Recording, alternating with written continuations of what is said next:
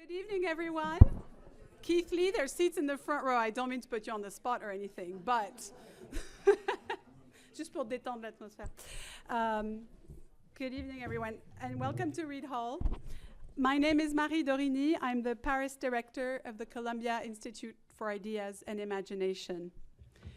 When we heard the news of Maryse Condé's death last Tuesday morning, all of us at Reed Hall immediately thought of Maboula, not just because Maboula's project, a screen adaptation of Segu, but mostly because we all knew she was losing her mentor and close friend. As fate would have it, this talk was scheduled long ago and now has our speaker in the throes of an even more meaningful reflection on her project and on the notion of transmission. Earlier today, Maboula described this moment as vertiginous. She told me, Segu is my culture, my language. It's a work that shaped Maboula's sense of self and that led to a close friendship with its author, who supported Maboula's talent and ambition by giving her what I think is the greatest endorsement from a mentor. Condé told you, when agreeing to the screen adaptation, "You can now betray me." Quite the compliment. No one doubt that Maboula is up to the task. A professor of English in the English department at the Université de Tours, specialized in Africana Studies. She was also a visiting professor at Columbia University and Bennington College, and has taught in prisons in the US and in France. Her book, Le Triangle de l'Hexagone, réflexions sur une identité noire, was translated into English by Kaiama L, also a former fellow, as Black is the Journey, Africana is the Name, and it received the FetKann Maryse Condé Literary Prize in 2020. Maboula also translated Saidia Hartman's Lose Your Mother into French with the brilliant title A Perte de Mère. But more than an accomplished scholar and translator and a beloved teacher, Maboula believes in using and modeling form to make academic and artistic reflections accessible to a greater audience. Turning to fiction and script writing is anything but a departure. It's a natural progression. And I'll let her explain to us its implications and thrills. What I know for sure is that Maboula's generous spirit is in its element at the Institute, where no two people do the same thing or think the same way. I should add that Maryse Condé, having taught at Columbia for many years, was an habitué of Reed Hall. Charlotte Force has written a wonderful piece on Condé's relationship with Reed Hall, which is on the Paris Global Centre's homepage. In 2002, Maryse Condé gave the inaugural lecture at the launch of a previous institute that stood right in this building, alongside Edward Said. And Reed Hall celebrated her work and career in the Grande Salle in 2018 when Condé was awarded the Alternative Nobel Prize. Maboula was there too as one of the speakers. So it's very moving and appropriate that Reed Hall has become, by this concours de circonstances, one of the first places to pay her a tribute, one she would have liked, and you know she was a tough customer. In your immensely talented and imaginative hands, Maboula, this evening will be nothing short of wonderful. Thank you.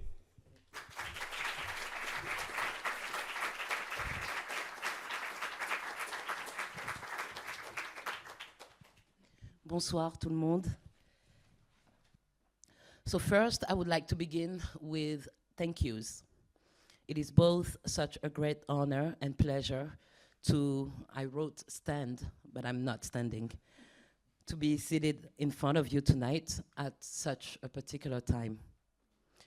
And this year at the Institute for Ideas and Imagination has been nothing less than wonderful. I never want this year to end. So thank you, Mark, who's not with us today. Thank you to the extraordinary Marie 1. Thank you, Meredith and Sari, for consistently making everything run so smoothly and easily. Thank you to all the staff at Reed Hall, Brune, Séverine, Marie, and the communication and technical support, Marie 2. And the communication and technical support without whom we are nothing. So Andrew, Samantha, Charlotte, Séverine, Naomi, and Arthur. I'm glad I'm not forgetting your name tonight, Arthur, tonight. This has been embarrassing for months. Thank you, Keith Lee. Thank you, all the colleagues that are present in the room. Thank you to all the family and friends. Thank you for attending. Finally, in this thank you section, a big warm and most sincere thank you to the magnificent cohort, my fellow fellows, Hannah, Eric, Jay, David, Maria, Anna Maria, Juan, Thomas, Mohamed, Fabiola, Walter, who's now back in New York, Jesse, Yejang, and Paraskevi. Thank you for your respective work, your brightness, conversations, your kind and warm support. Thank you for your friendship. So let's begin. Let's do this in this, as I already said, very particular time, in this peculiar moment. As always, the English language comes in handy, allowing distance. The text would have sounded so different in French, I am certain. What do I do? How do I do it? I'll go ahead and do my best. If anything goes wrong, please address all grievances to Jay. Jay Bernard. Jay Bernard, who very late last night patiently listened to me, delivered a much-needed pep talk that consisted in kindly reassuring me that what I had shared with them was, quote, all in the bag.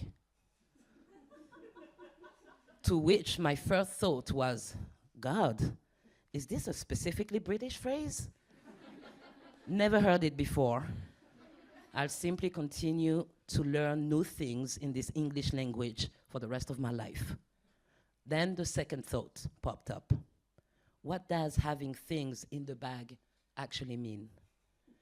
I quickly concluded that Jay was simply encouraging me, telling me not to overdo it, not to kill myself for this presentation, taking place at this particular time, peculiar time. Jay said to tell the truth. As simple as that. Thank you, Jay. Still, if anything goes wrong, people need to come to you.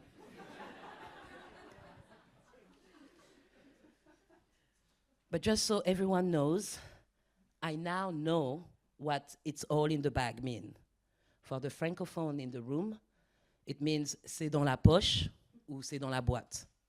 Something I would never say in French. Particularly tonight. All I can say truly is, wesh. Wesh, Maryse.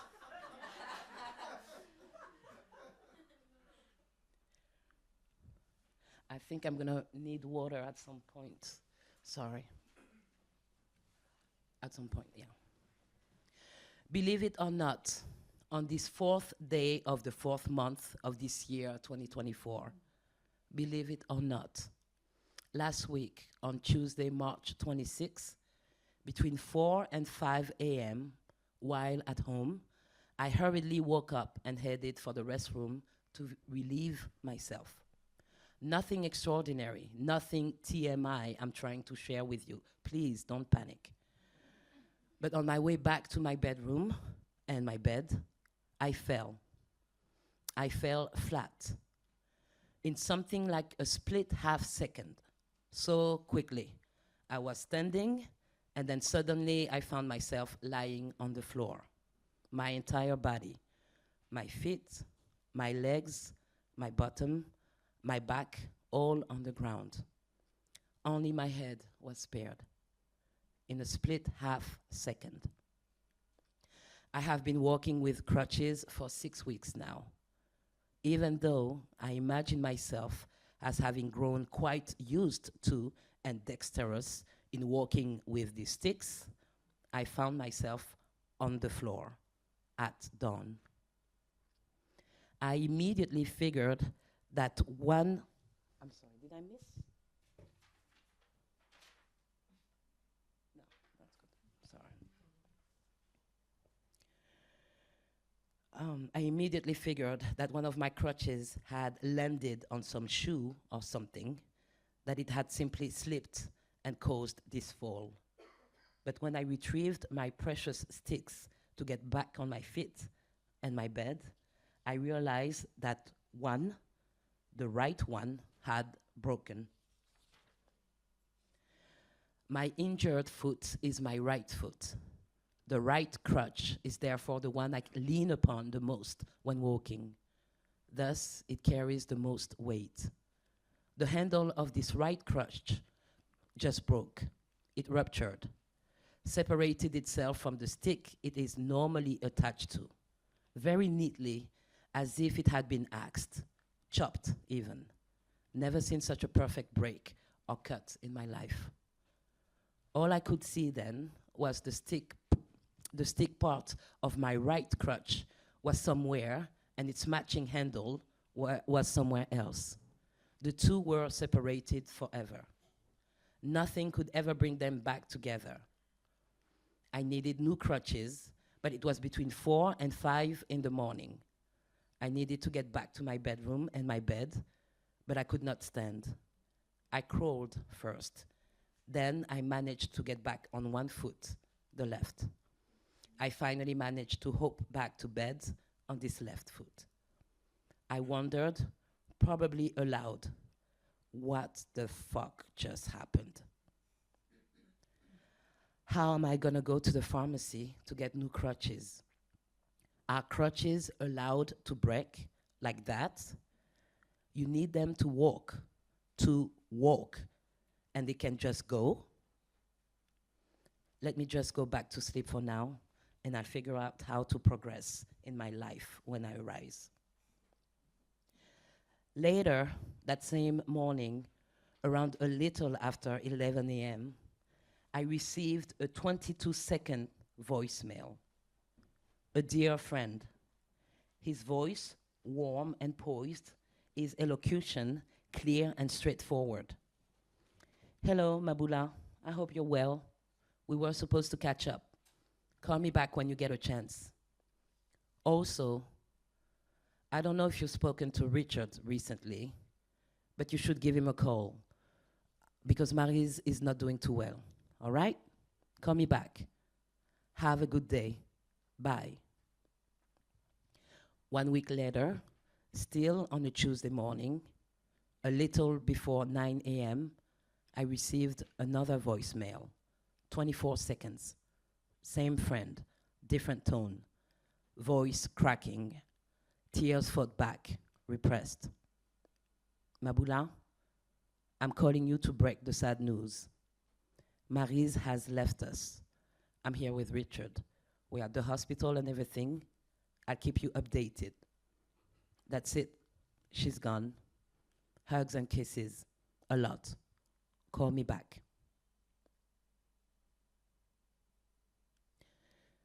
I had forgotten about the crutches accident of exactly 1 week prior.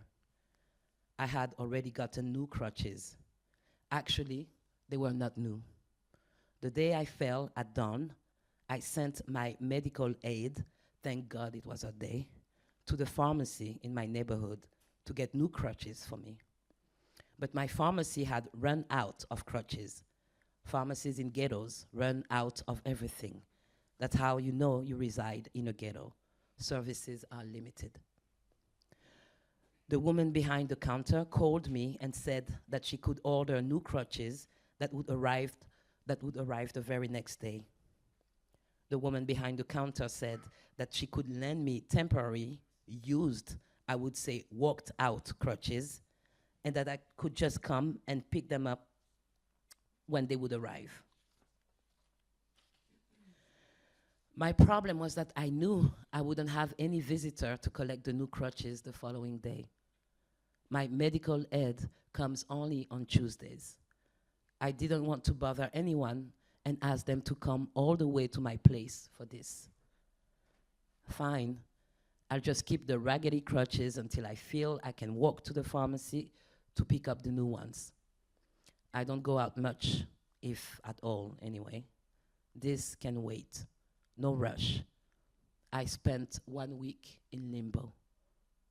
I got my new crutches 2 days ago. 2 days ago. I walked to the pharmacy myself. I went after the 9 a.m. 24-second voicemail. I waited 1 week for the dreaded news to come. It's time to walk again. On that Tuesday morning last week, I did not fall at dawn. Nope. I was floored. Maryse had begun her transition to the next word, and that process swept me off my feet. Believe it or not. Next.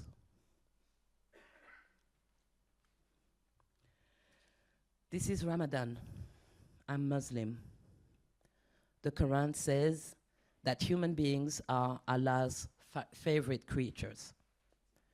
This fact has angered at least one notorious angel who ended up rebelling against divine authority and becoming the devil, Iblis, Shaitan. The reason why humans are God's favorite is precisely because, unlike angels, they were not made perfect.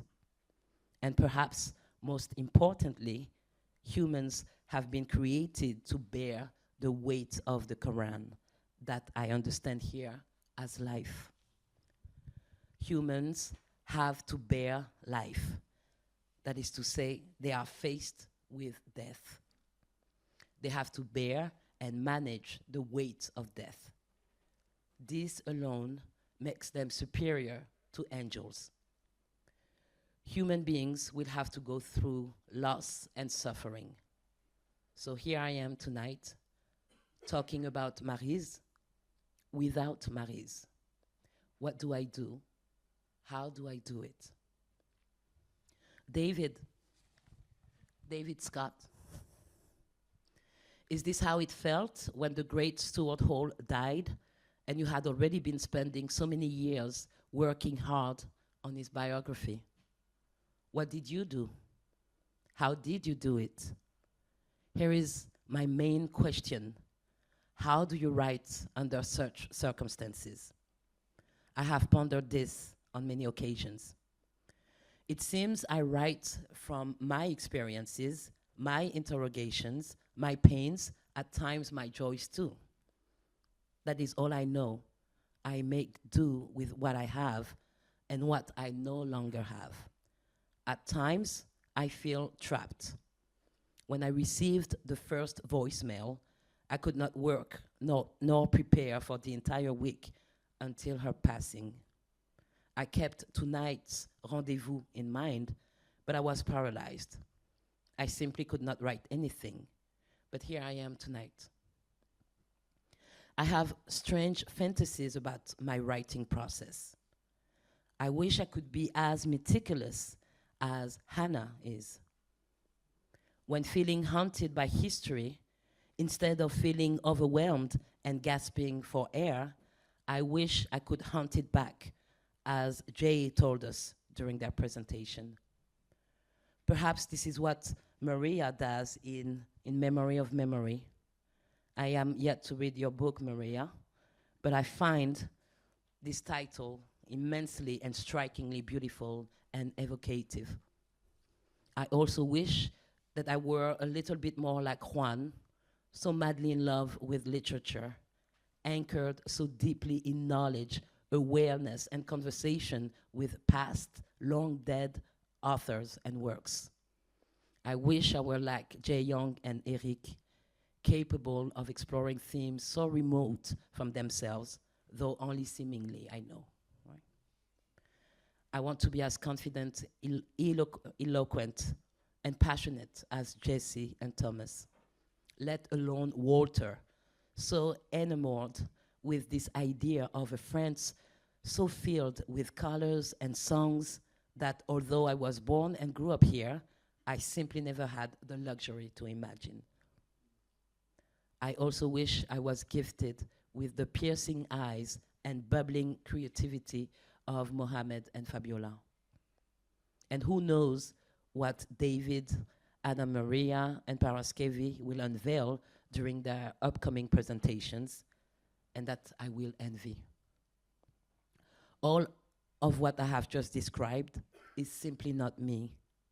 Again, I make do with what I have and what I experience, constantly trying to make immediate, practical, not abstract sense with this thing called life. Life inseparable from death, loss, and grief.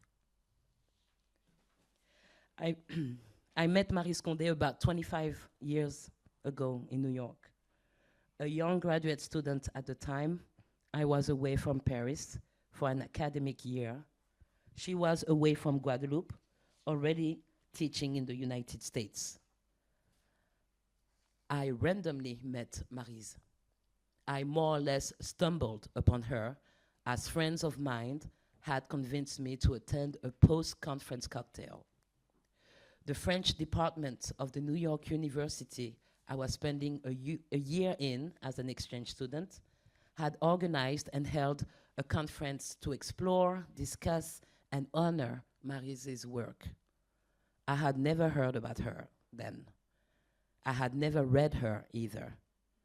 But I agreed to attend not the conference, but the cocktail that followed, eager to eat and drink for free. I tell you, financially, these days were rough. With my friends, we found Maryse in the departmental lounge, seated on a sofa, warm and smiling, greeting us. She immediately asked us questions about ourselves. Who are you? Where are you from? What are you doing in New York? What do you study? When my turn to answer came, she said, Soumahoro? Your name is Soumahoro? Are you from Mali or Guinea?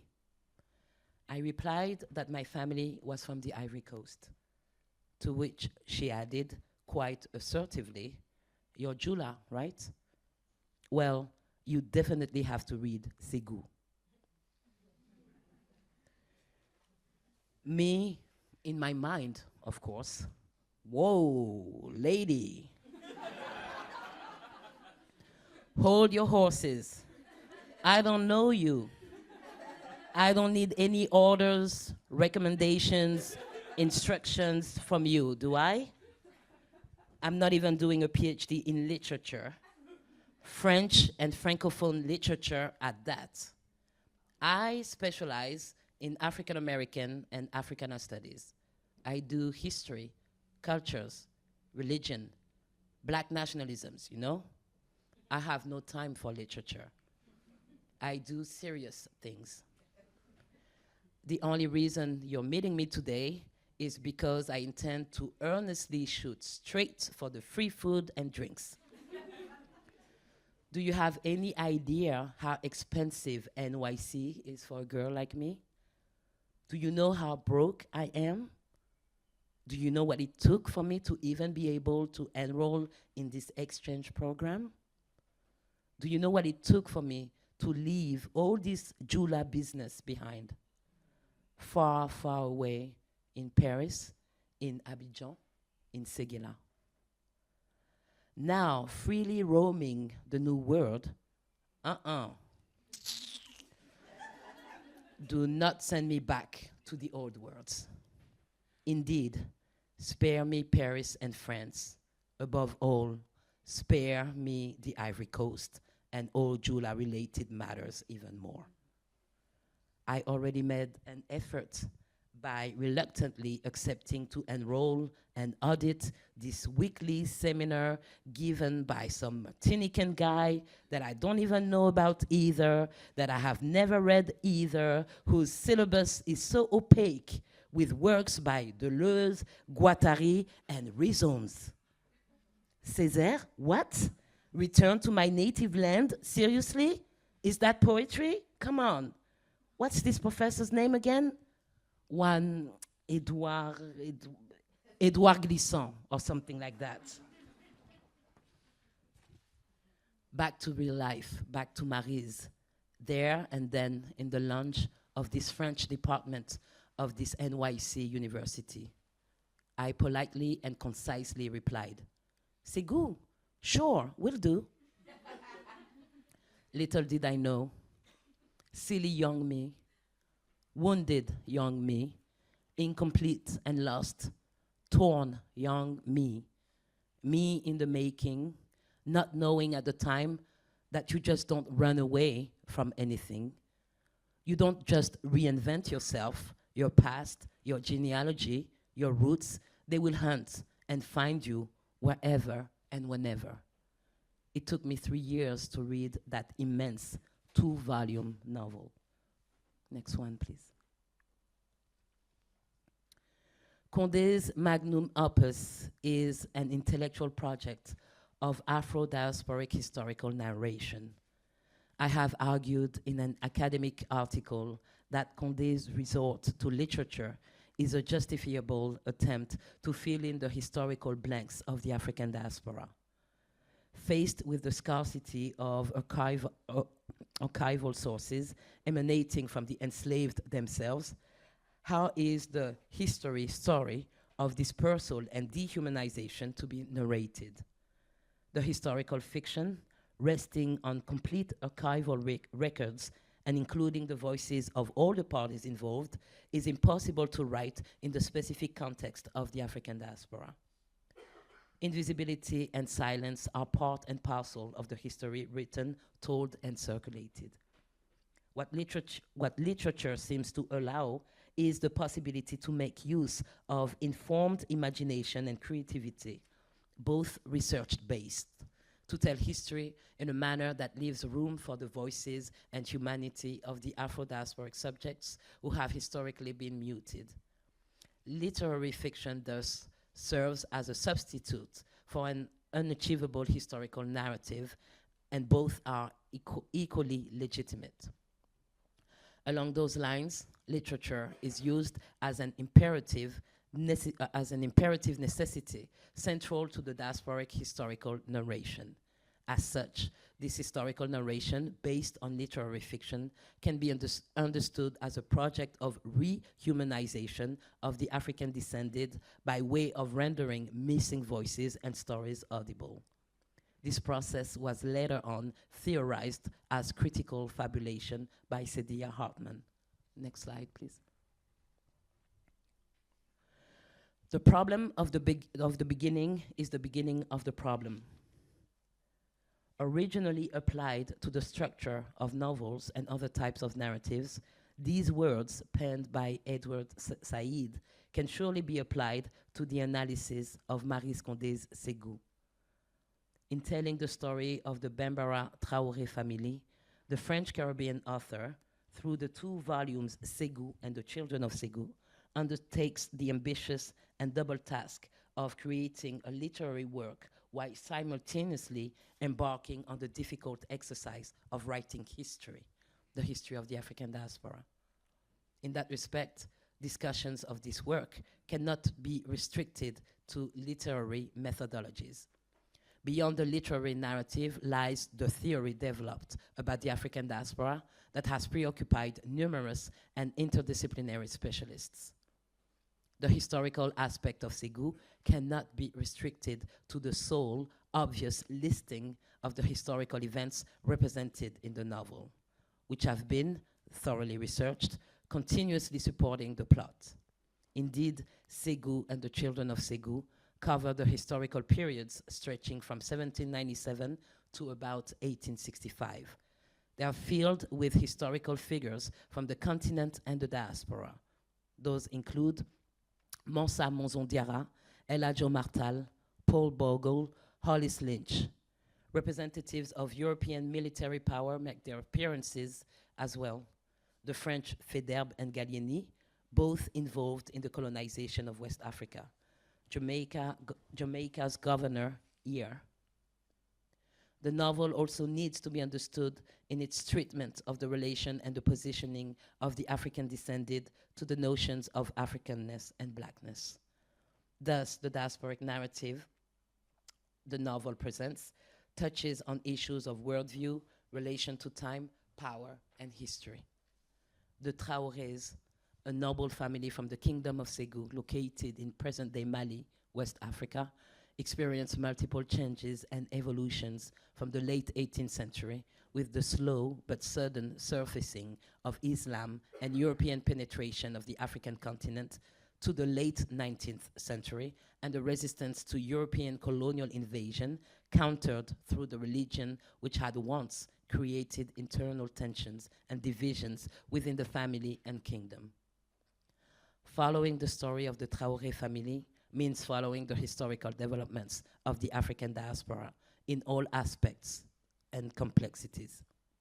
The plot of the novel takes the reader from Segu to Timbuktu, Djenné, Fez, Salvador de Bahia in Brazil, England, Jamaica, Gorée Island, Saint Louis, Senegal, the Ashanti Empire, Lagos, and Ghana.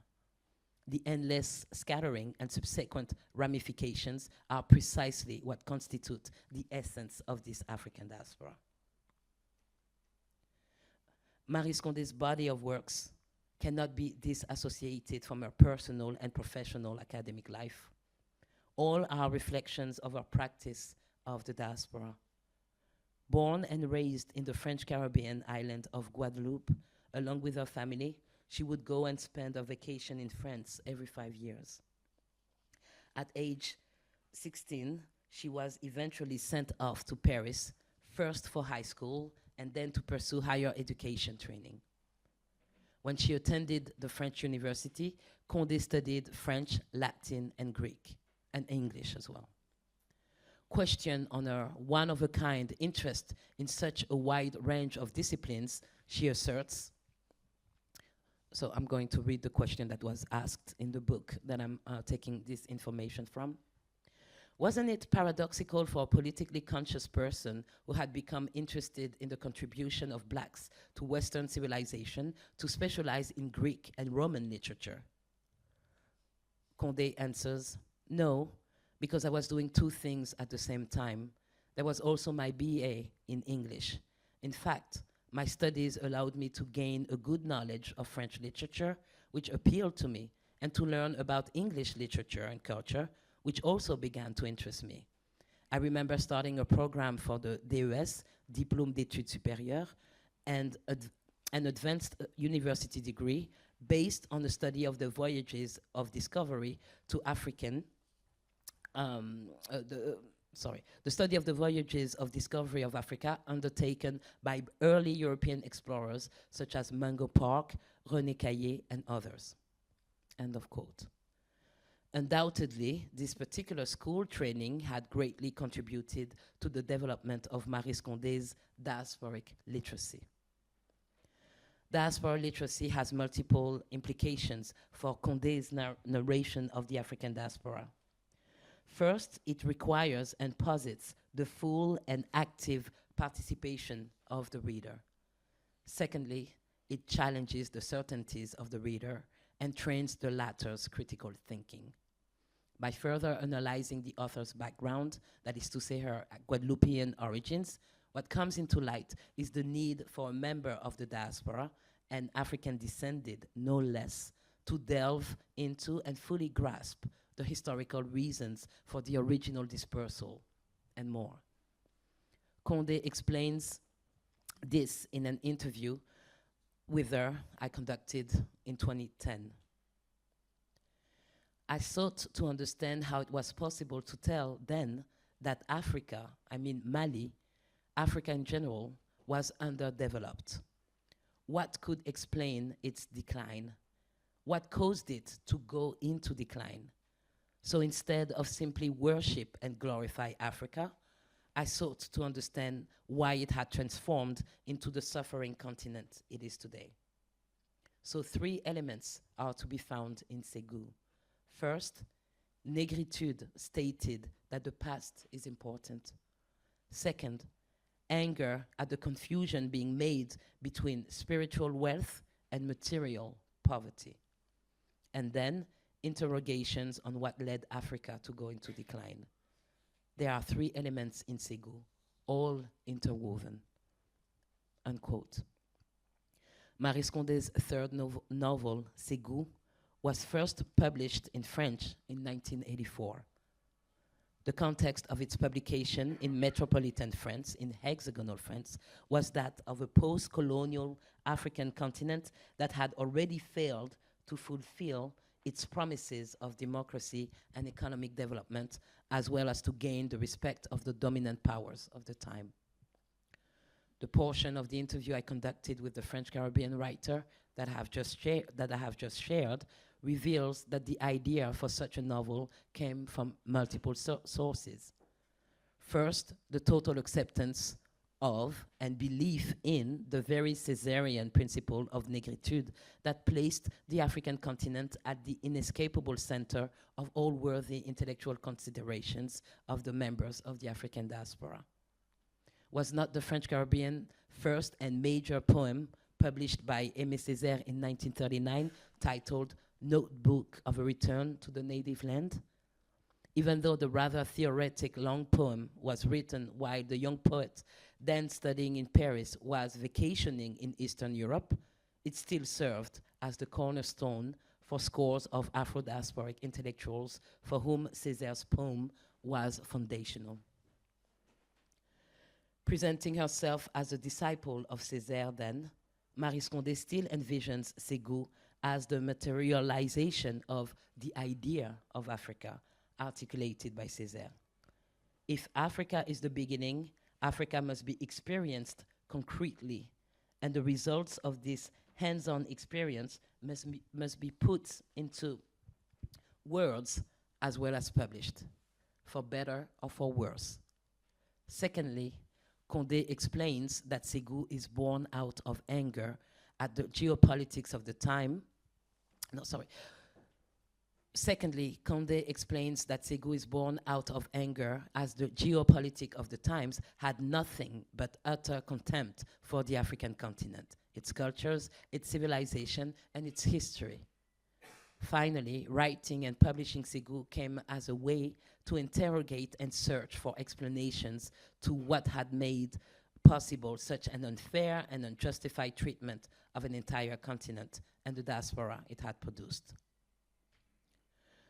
Through the novel Segu and its sequel, The Children of Segu, Condé set upon capturing the endless and circulatory movement which is so characteristic of the African diaspora.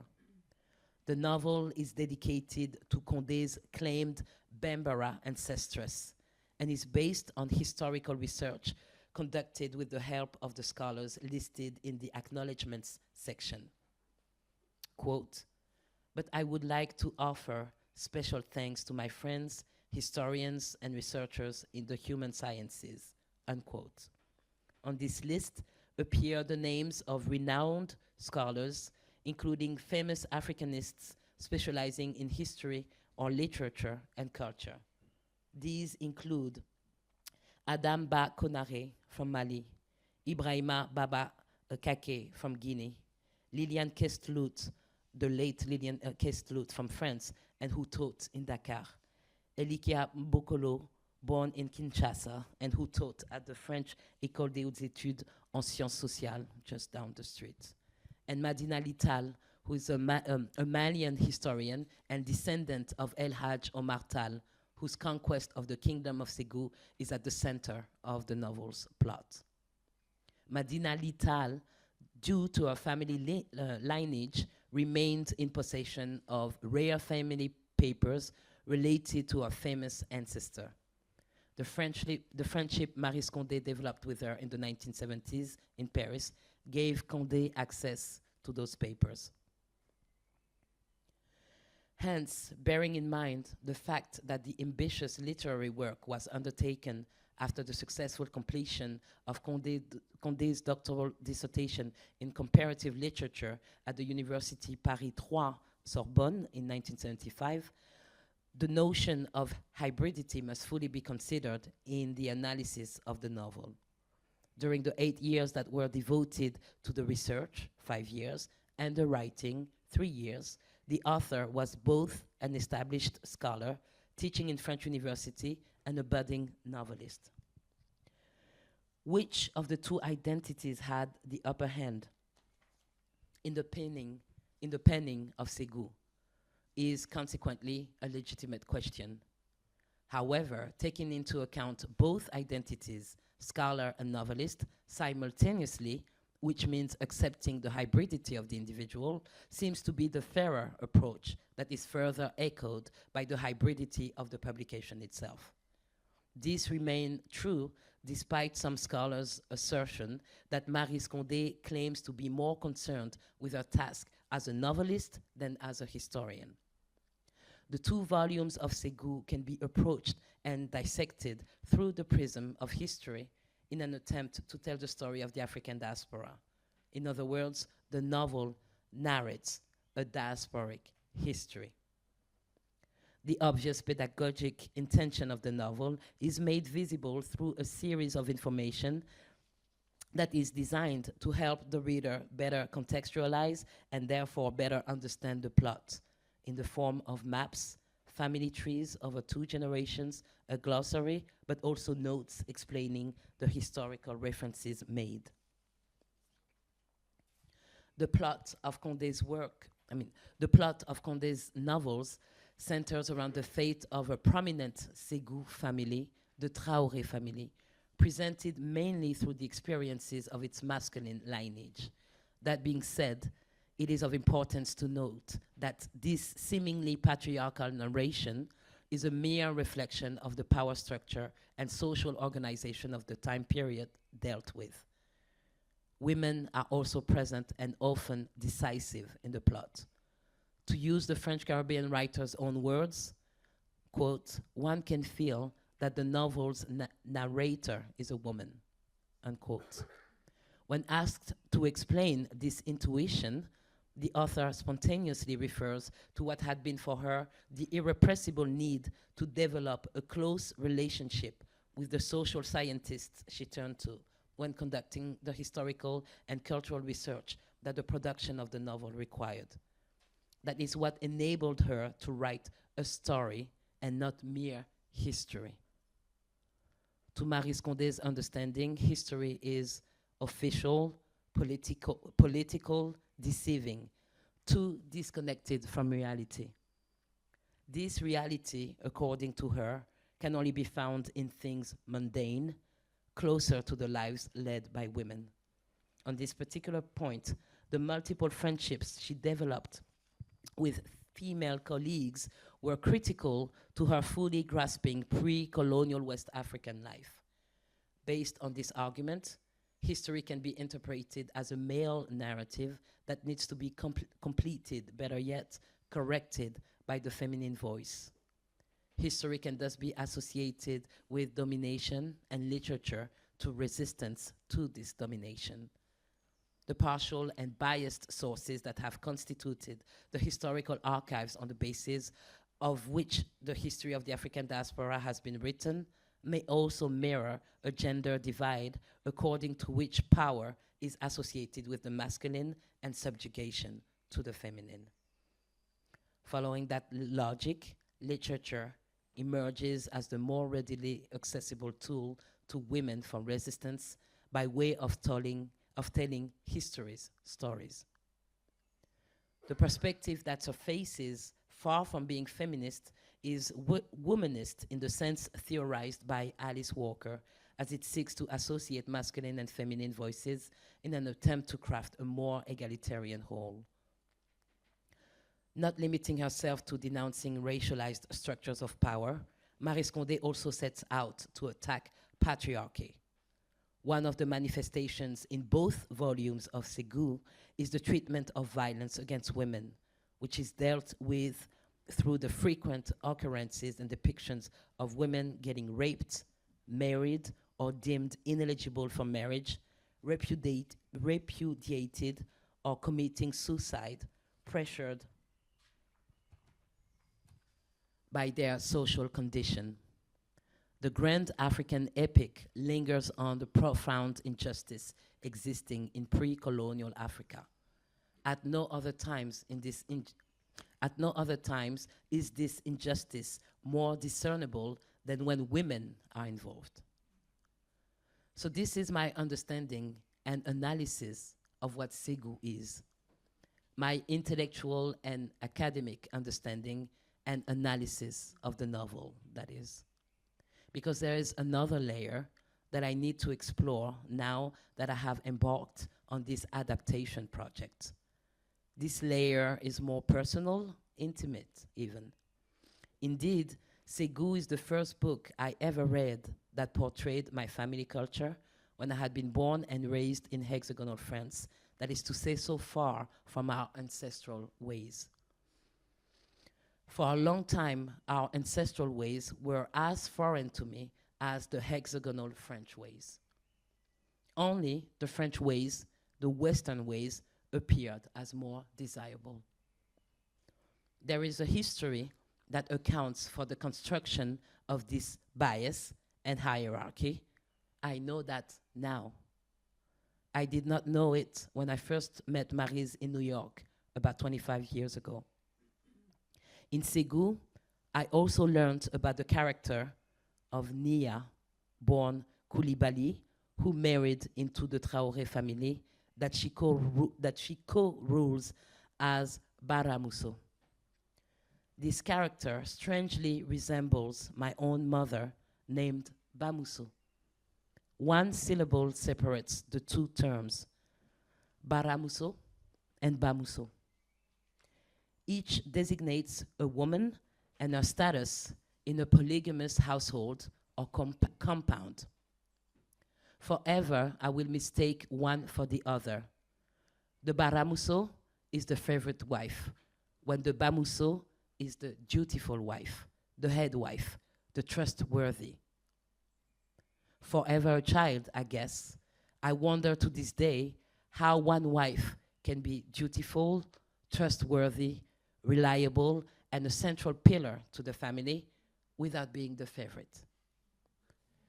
I will continue to misuse one term for the other until my last breath.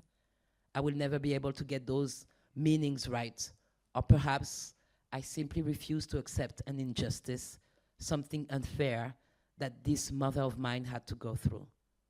But all of that I learned in this novel, Segu. For tonight's presentation, I had never intended to reveal the details and specifics of this work in progress.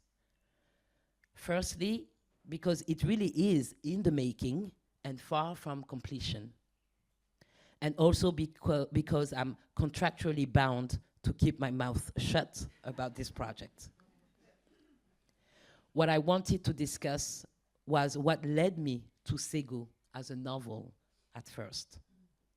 How am I approaching the task as another form of translation, not at the linguistic level, but rather at the level of forms, going from the written to the visual, paradoxically through the writing process.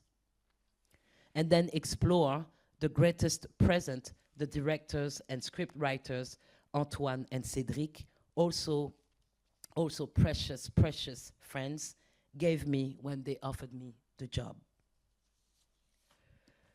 I have already been warned by them. Don't be boring. Don't be an academic. Have fun. Be passionate. Be your true self. Interestingly, in one of the conversations I had with Maryse shortly after the publication of Le Triangle et l'Hexagone, Black is the Journey, back in 2020, she said, "Your book is good. It's excellent. So much better than Toni Morrison."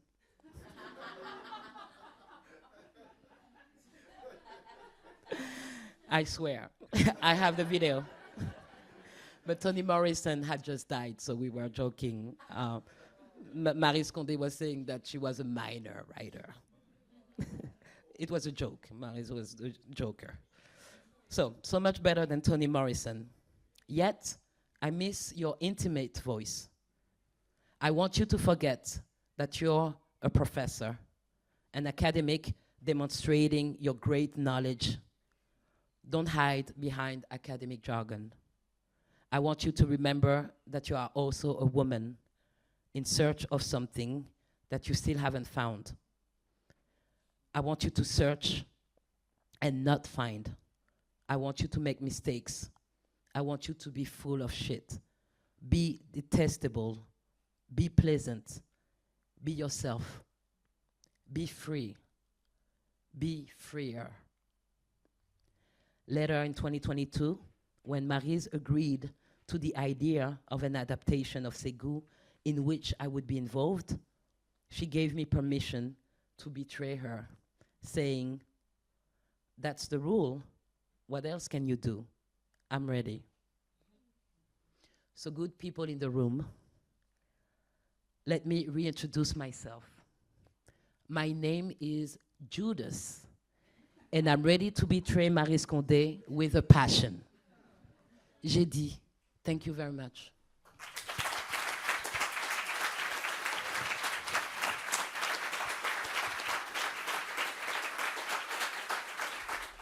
Hello. Comme je suis mauvais en anglais, je vais poser en français. Voilà. Bonsoir, Somba Doucouré. Je suis là. Okay. Non, bah moi j'ai envie de savoir comment ce projet est arrivé entre tes mains, quoi. Tu veux dire encore plus que ce que je viens de raconter? Oui.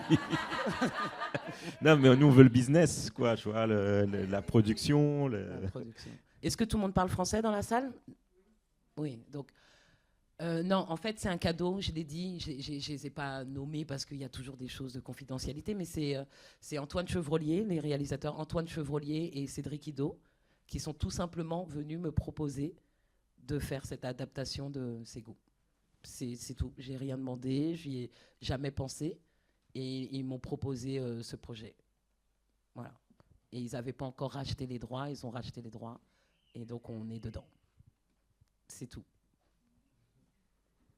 Des fois, c'est aussi facile que ça, même si en vérité l'histoire elle remonte à 1999. Mais bon. Bonsoir. Bonsoir. Ici. Oui. Fille de Guadeloupe. C'est la lumière en fait qui fait que je vous vois pas, mais je vous entends.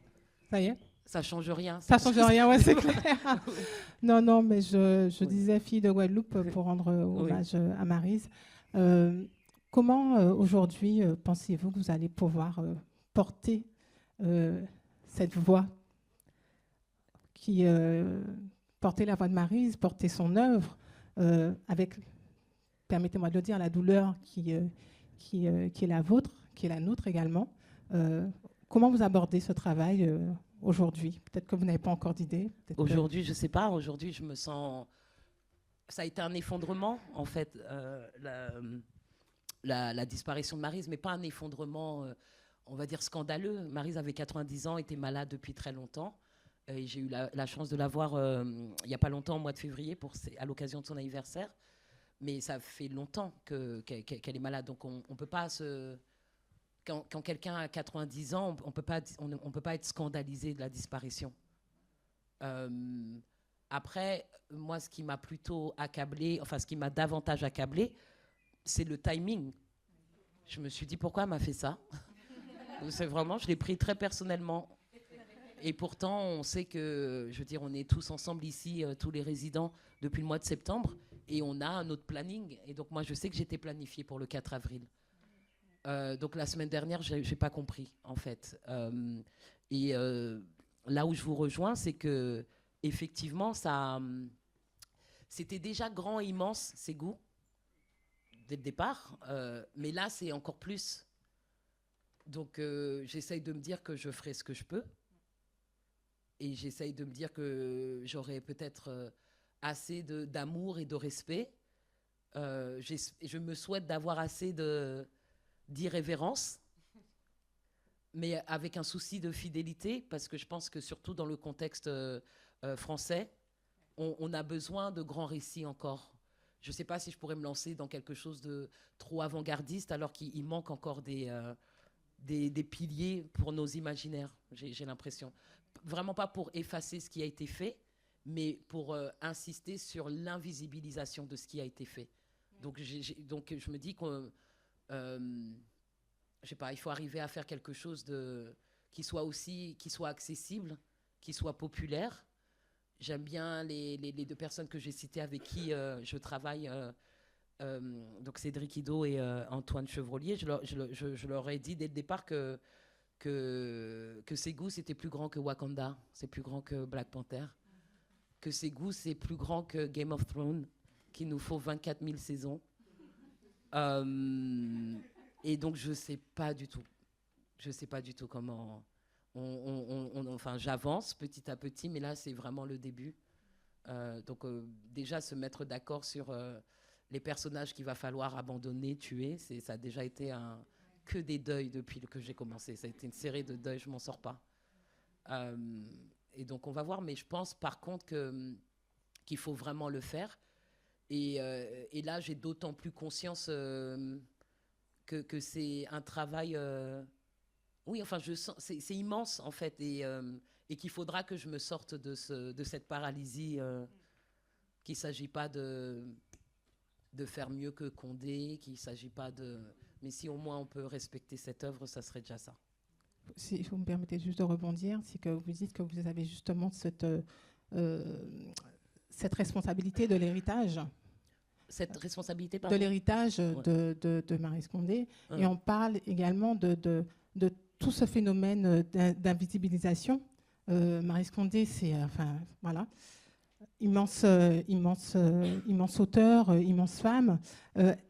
Est-ce qu'aujourd'hui, la relève, c'est vous? On a besoin de figures. Il y a celles qui sont parties, il y a celles qui sont encore là. Je pense à Zane Palsy, peut-être, ce genre de choses. Comment on fait pour reprendre ce bâton de pèlerin? Et voilà, je sais que la question, elle est immense, mais est-ce que vous avez cette chape de la responsabilité qui vous incombe? Ce ne sera pas pour moi toute seule, je ne vais pas tout porter. Il n'y a pas que moi. Il se trouve que je travaille sur Segu en équipe déjà. Je travaille avec 2 autres personnes en écriture. Et il y a tellement de choses qui se font actuellement. Enfin, il y a plein de choses. La Maryse est partie, mais il y a quand même eu beaucoup d'hommages. Il y a des gens qui écrivent. Je sais que je viens de voir Senabou Sonko, je sais qu'elle est quelque part dans la salle. C'est une jeune autrice, elle est là. Je ne sais pas s'il y a d'autres jeunes auteurs ou autrices que je n'ai pas vus et que je ne veux pas du tout oublier ou invisibilité. Je ne sais pas si Alice est là. Est-ce que Alice est là? Bon, Alice et Diop est là. Il y a des choses qui se passent. Voilà. Moi, je ferai Segu, mais c'est la seule chose. Enfin, je ne sais pas comment vous dire. Souvent, en plaisantant, je dis qu'à ma petite échelle, moi, je me dis, j'ai fait donc mon travail universitaire. Je me suis déjà battue pour une thèse de doctorat. C'était immense. Sur un sujet pour lequel il a vraiment fallu se battre. Donc, c'est une contribution. J'ai réussi à obtenir un poste en France, titulaire. C'est ma contribution. Merci. Il y en a qui savent. J'ai fait donc... j'ai publié des articles. J'ai écrit Le Triangle et l'Hexagone. J'ai traduit Cédric Hartmann. Je travaille sur Segu. Je peux mourir en paix. J'ai pas besoin de... Pour moi, c'est tout. Je n'ai pas d'autres rêves, en fait. Et j'ai conscience que je ne suis pas toute seule. Donc tout le monde, vous, que tout le monde fasse sa petite part et c'est tout. Bon. Hi, Maboula. Fabiola here. Hi, Fabiola. Thank you so much for that talk. I'm very moved by several things you said. But my question goes along those lines of legacy and what comes after. After hearing how much this mentor meant to you in your path, are you also now, do you have a mentee? Are you mentoring someone else? Are you ready to be betrayed by someone else as well? I can't wait. I can't wait to be betrayed. I always say, so I do mentor a lot, and that's actually, I love to do it. I think it's important. I think it's a responsibility, but I'm aware of it precisely because I was mentored. Maryse was my mentor. She was not my only mentor. David is my mentor. I met him 20 years ago. I'm sure he doesn't want me to mention it in public. He was my professor, and he introduced me to Caribbean theory. And here we are meeting in Paris again, 20 years later, even though we have stayed in touch. So I've had mentors, and they were pivotal. They were crucial. So I do understand I don't want to use the term debt in a negative way, but I do understand that I have to give back something. So I do mentor people a lot, and I can't wait for them to think that I'm, too old-fashioned and too old, and I don't get anything about, gender and sexuality, and, like that I'm old-fashioned, so that I can go to the spa, and stop, hurting my feet, and, So yes, I'm ready, and I think it's healthy, and today, like at my age, I do feel and I do see the difference with people who are in their 20s. It's another generation, and it's a generation that has also benefited from the things that the generation I belong to has produced, and it's okay. And they take things for granted, and they think that we're not, I don't know, cutting edge enough, and we're not doing, but you weren't there in 1999. And so I'm fine with it. Like, I can't wait for people to say, but I want them to be, good, and I'm very demanding. And I don't want them to be good. They need to be excellent, and they need the stamina. I always ask them to give 20 years. You give 20 years to the fullest, and then you go to the spa. Yes, Keith Lee. I want to come back to the work. I know you can't talk about it, but I'm really interested in the sort of parallel between Maryse Condé's own journey to find a certain idea of Africa, the years that she spent in Mali, Guinea, Côte d'Ivoire, Senegal, Ghana, were really crucial as a Caribbean woman in the heritage of Césaire, looking for this idea of a certain Africa. And in some ways, Segu was a translation of this journey. You are now translating it into a different form, into a different manner of expression. How were you thinking about this process of the multiple translations that created the work that you are now having to transfer into this different format, making sure that it's funny and, that, it meets the requirements of a market that has expectations for an idea of Africa as well? The question is so deep because we have to... I took a lot of material in this presentation, particularly in the analysis of Segu as a novel, from an article that I wrote about Segu maybe like 10 years ago. But actually in this article, I discuss Segu in relation to other works by Condé. And Segu is a particular, it's published at a particular time. If we want to get into Maryse Condé's idea of Africa, we cannot get rid of Ere Makono, her first novel. The first novel, which is nothing like Segu. Shorter, probably less likable, with a very anti-Shiro. The main character is an interesting character. She goes to Africa, to it's imaginary country, but it's actually Guinea. And she debunks the myth of the return, and she debunks the ideals of Pan-Africanism. And she's very irreverent. And she's, just very critical of everything, which doesn't mean that she doesn't love the place. But she, claims the right of saying, I went to Africa and it didn't work out.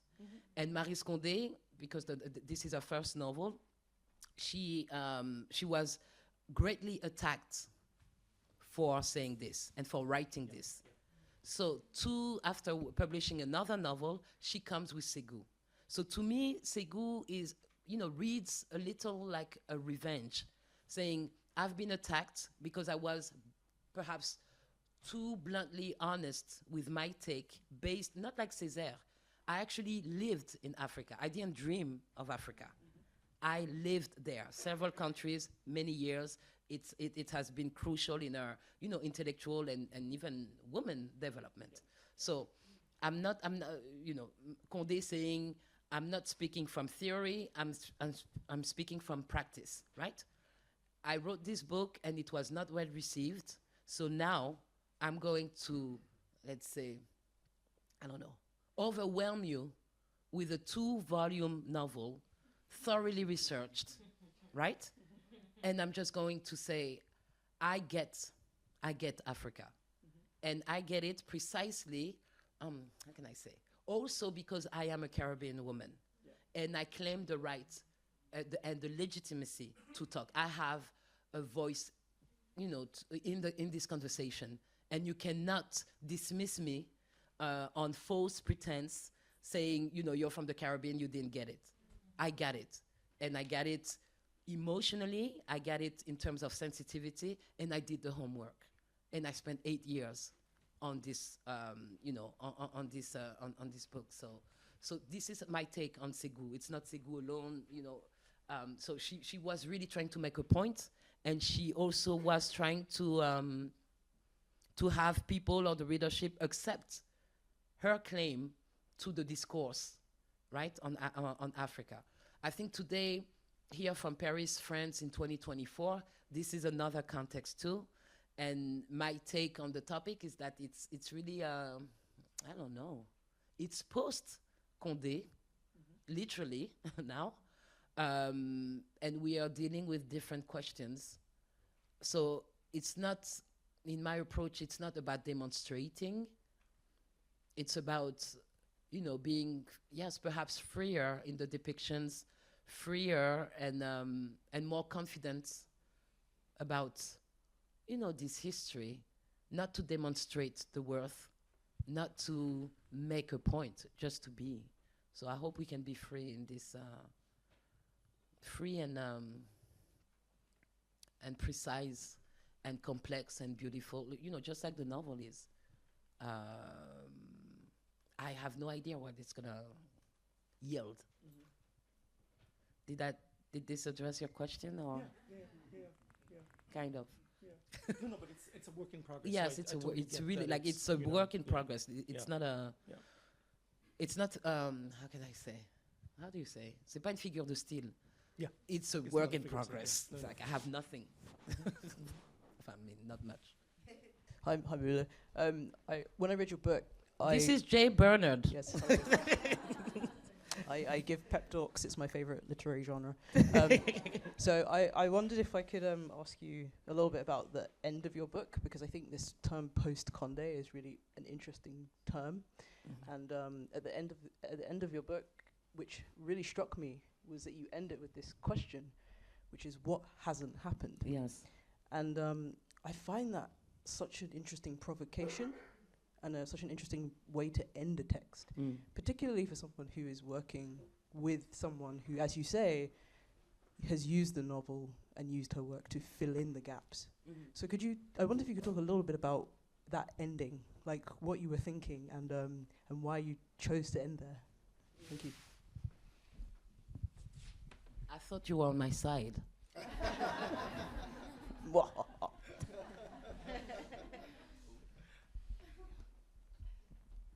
I think you're right about saying that. I mean, I don't know if this is what you meant, but the book does end with a question, and the book does mention something that is yet to be, I don't know, made possible, or that has to things that have to come into existence, and perhaps I was trying to. The book is there are a lot of questions in the book, and it was not the intention was not necessarily to answer those questions, but to allow myself first to have those questions. Like it's all about that. What is for certain? What is for sure? What do we have if not questions? I don't have answers, and I'm not good at answers. You just have attempts. So what has not happened are all the things that I discussed in the book. So, you know, all those humanist ideals and all this political rhetoric that we've been playing with since, you know, the modern era, to speak very, you know, fastly and briefly, they have not happened. And we, you know, equality, justice, respect, end of hierarchies, racism, you know, sexism, and all the isms, they have not happened. And we keep talking about them.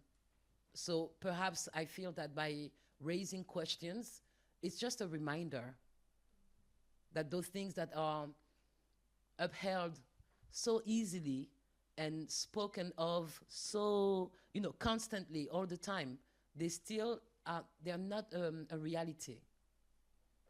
So I don't know what I was thinking. And then I needed an ending, so I don't know.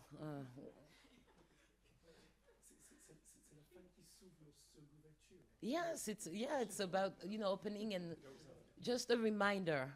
There's still work to do.